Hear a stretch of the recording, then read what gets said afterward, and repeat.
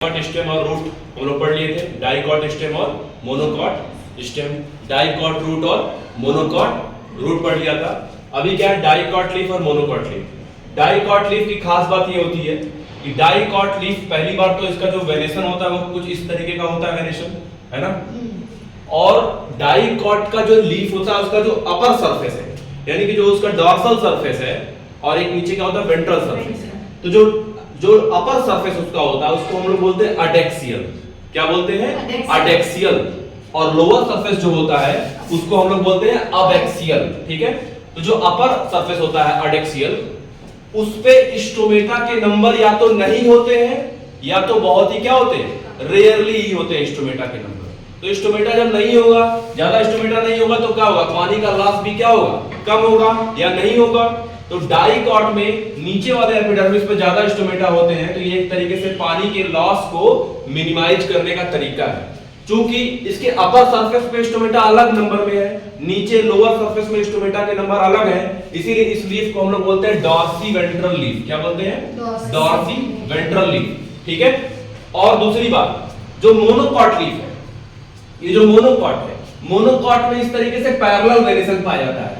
इसका upper surface और lower surface दोनों सरफेस क्या होता है, बराबर। क्या होता है? बराबर। यानी कि जितने number of stomata upper surface में होंगे उतने ही नंबर ऑफ स्टोमेटा क्या होंगे, लोअर सरफेस में होंगे। इसीलिए अपर सरफेस इक्वल टू क्या होता है, lower surface, number of stomata के मामले में। ठीक है, तो स्टोमेटा चूंकि दोनों इक्वल बराबर में है, इसीलिए इस लीफ को हम लोग क्या बोलते हैं, आइसोबाइलेटरल लीफ। क्या बोलते हैं? आइसोबाइलेटरल लीफ। ठीक है, तो डाइकॉट में बेटा डॉर्सी वेंट्रल लीफ होता है, मोनोकॉट में आइसोबाइलेटरल लीफ होता है। याद रखिए, डाइकॉट लीफ में जो होता है, मीजोफिल में दो तरह के यहां पर पैरेंकाइमा होते हैं। ऊपर की तरफ जो होता है पैलिसेड पैरेंकाइमा होता है इस तरीके से, और नीचे की तरफ इस तरीके से स्पंजी पैरेंकाइमा पाया जाता है, जिसमें बीच बीच में यहां पर एयर कैविटीज भी होती है। लेकिन ऐसा मोनोकॉट लीफ में नहीं होता है। इसके बाद से डाइकॉट लीफ में एक स्पेशल तरह की क्रांजेरोटोमी होती है जो एब्सेंट होती है, और मोनोकॉट में वो प्रेजेंट होती है ना।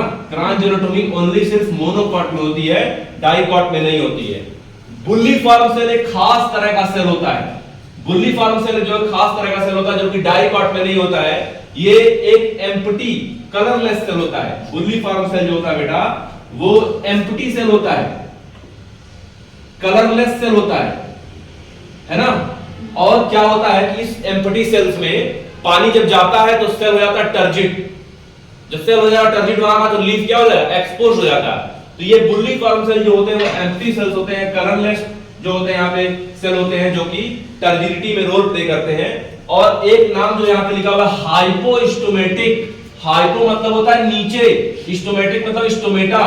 तो डाइकॉट में नीचे की तरफ स्टोमेटा के नंबर ज्यादा पाए जाते हैं, इसीलिए डाइकॉट लीफ जो है कहलाता है हाइपोस्टोमेटिक। और एम्फी मतलब होता है बोथ। एम्फी मतलब होता है बोथ।